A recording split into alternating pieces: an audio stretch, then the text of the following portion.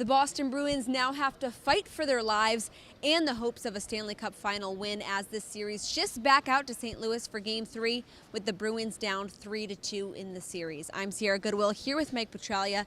On Thursday night at TD Garden, the fans and the Bruins went through a series of emotions. They came out hot in that first period, peppered Binnington with a ton of shots, couldn't break him, and then from there on, it was kind of downhill. Their second period especially was very poor. Very abysmal. I thought they were not, and you hear this from hockey coaches all the time, they were not strong on the puck. And it looked like they spent all of their energy and all of their emotion, in part due to the return of their captain, Zdeno Chara, playing in a shield. Certainly a lot of Bruins after game number 5 talked about it. It looked like they did everything in their power to not only pepper Binnington, but get the momentum early in this game with the crowd going nuts. They really wanted that first goal. They had about 9 or 10 juicy rebounds that Jordan Binnington provided them, and they couldn't finish. David Pastrnak had a couple of great chances. David Krejci had a shot. Patrice Bergeron had a chance between the circles, and they could not finish. That's got to change in game number 6. Right, and another issue was the power play tonight. Even getting some boos from their home crowd when they had that extra skater, nothing really came together. No serious scoring chances on the power play. That top line, again, struggling.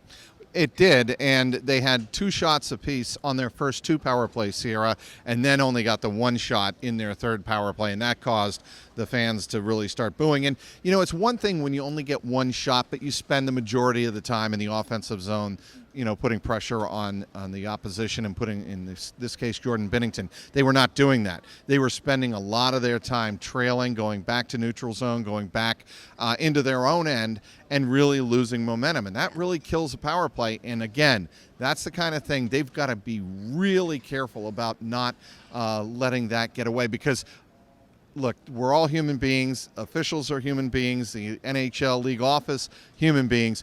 I got to think that Sunday night the Bruins are going to get their fair share of power plays. And this Quest for the Cup segment is brought to you by betonline.ag. Head to clnsmedia.com/win. Enter promo code CLNS50 for 50% cash back on your first deposit.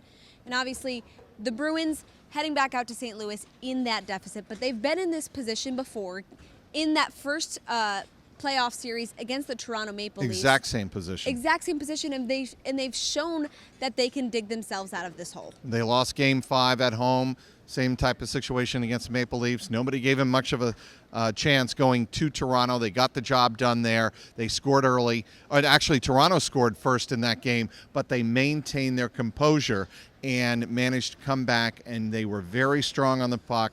They spent a lot of time possessing the puck. And, you know, this goes without saying, but Tuukka Rask has got to be big. He's going to be pressured in game number 6. He's got to come up big.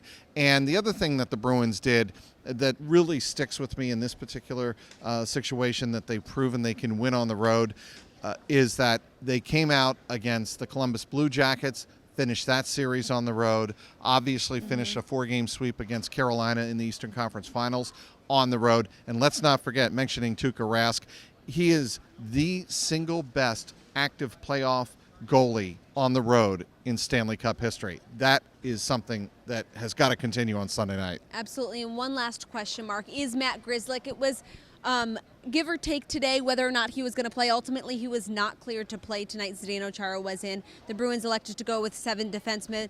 But for Game 6, it will be interesting to see if he does make that trip out to St. Louis and how that'll affect the team. Very much so. And, you know, obviously here on Thursday night in Game 5, Bruce Cassidy going with 7 defensemen, only the 11 forwards. David Backes was a healthy scratch.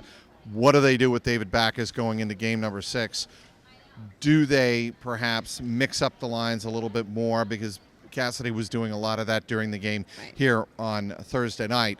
It'll be interesting to see early on how the Bruins look to gain momentum on the road, because when you have the crowd behind you like the Bruins did here in Game 5, you come out naturally charged and energized. On the road, when you're facing elimination, they've got to just kind of tread water, I think, in the first 5 to 7 minutes, maybe take advantage of a lucky bounce that they couldn't in game number 5, and if they do that, I think they've got a decent chance on Sunday night. The Bruins always preaching an on-time start. We'll see if they can get that done in St. Louis for Game 6. For all of our Stanley Cup Final coverage, head to our website at clnsmedia.com and subscribe to our YouTube channel at CLNS Media.